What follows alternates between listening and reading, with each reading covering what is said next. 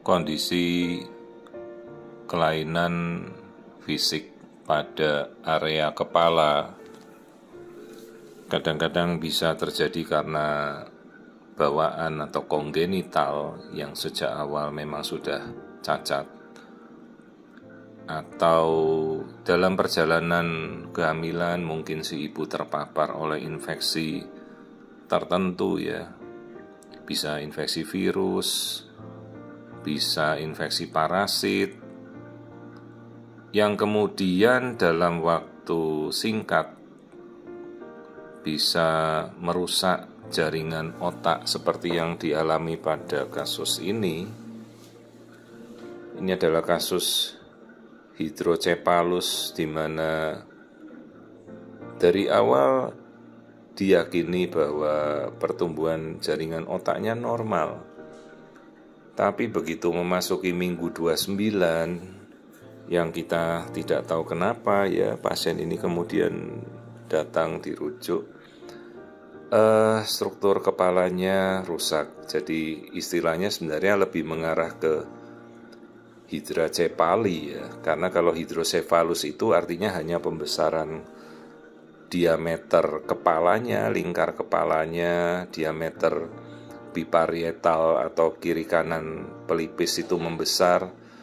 Tapi ini sudah disertai dengan jaringan otaknya sudah rusak ya keseluruhan dan berganti hanya menjadi air. Padahal ibunya mengaku tidak ada keluhan apapun ya. Hati-hati, virus itu masih banyak sekali ya, dan dulu kita sudah melewati masa-masa pandemi ya, dan juga banyak sekali kasus-kasus pada masa pandemi itu yang kemudian terkena ke bayinya juga ya. Jadi mau infeksi virus apapun itu bisa merusak jaringan otak seperti ini. Jadi jaringannya itu hancur, terisi air semua di dalam otak ini yang kita tunjuk ini ya. Jadi sisa tempurung kepala tanpa ada isi lagi, isinya semuanya sudah jadi air.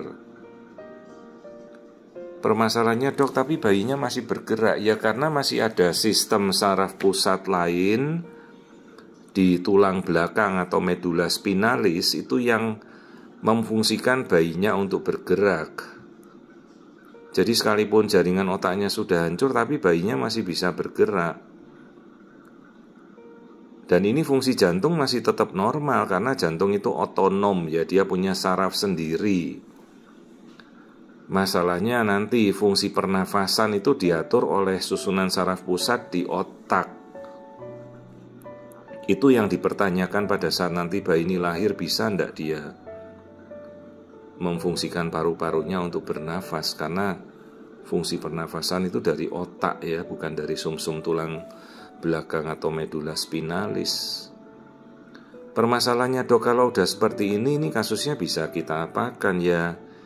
Kita konsul ke dokter bedah saraf untuk tata laksana. Tapi sekali lagi ya, jaringan otak yang sudah rusak itu kan tidak mungkin kembali lagi ya. Jadi sequelnya jelas pasti buruk. Fungsi otak motoriknya pasti terganggu, fungsi akal budi, fungsi luhur, kecerdasan semuanya pasti terganggu. Motorik semuanya pasti terganggu ya. Dan itu harus kita edukasi sejelas-jelasnya pada si ibu, terlepas bagaimanapun beratnya ya, kita harus jelaskan. Ya bukan karena kita tidak mau memberitahu atau apa, tapi agar kita juga mempersiapkan kondisi kedepannya. Kan ini sudah minggunya cukup besar, jadi peluangnya untuk bertahan kan sangat-sangat besar ya. Dan si ibu juga harus sampai masa depannya dia mengasuh anak ini ya, dengan segala handicap dan keterbatasannya itu ya, mereka harus kita edukasi. Termasuk nanti begitu lahir mungkin harus kita konsulkan ke bedah saraf ya, untuk pemasangan selang dari kepala otak. Kita keluarkan cairannya, masukkan ke perut bayinya, peritoneal shunting namanya, Untuk struktur yang lainnya kita tidak temukan. Jadi terlepas apapun kondisinya sekarang ya kita kejar, coba kita periksa semua infeksi virus yang ada yang bisa kita cek, semua infeksi parasit seperti toksoplasma, sitomegalovirus, kemudian virus COVID ya. Kita harus cek semua. Dan ada baiknya juga kita berikan profilaksis antivirus ya. Namun sekali lagi itu tidak bisa merubah kondisi apapun lagi ya. Lihat ini jaringan otaknya sudah terisi air semua. Dan hanya tersisa selaput mengelilingi lingkar kepalanya. Bagian dalam itu yang mengelilingi itu selaput tipis, namanya selaput meninges, selaput otak. Jadi tempurung kepalanya juga pasti akan lunak sekali ya.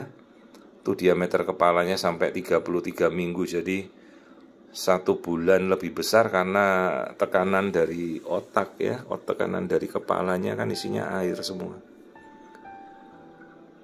Dan untuk kasus-kasus hidrosefalus itu bayinya ini bertahannya ya benar-benar sangat kuat ya. Terlepas dia tidak berfungsi motorik atau apapun, tapi ini kondisi yang memang secara natural itu biasanya bertahan ya. Jadi pergerakannya kemungkinan nanti pasti akan terganggu semua fungsi-fungsi motorik, fungsi akal, budi, luhur ya semuanya. Dan kita belum tahu ya ke depannya seperti apa. Tapi yang jelas ini sequelnya ke depan pasti berat karena jaringan otaknya sudah rusak. Kalau dari luar cuma terlihat kepala bayi yang lebih jenong, lebih jendol begitu ya, karena isinya air semua ya. Ini belum terlacak virusnya apa, jadi kita memberikan terapi antivirus terlebih dahulu kan juga. Kita berikan orang tuanya ya untuk berdiskusi. Pasti mereka akan kaget sekali ya, sebelumnya tidak ditemukan apa-apa, tahu-tahu kok dirujuk baru pemeriksaan terakhir jaringan otaknya sudah hancur semuanya, tidak ada sama sekali lagi ya. Pasti sangat berat untuk mereka untuk memutuskan apa yang akan dilakukan pada kasus hidrosefalus ini.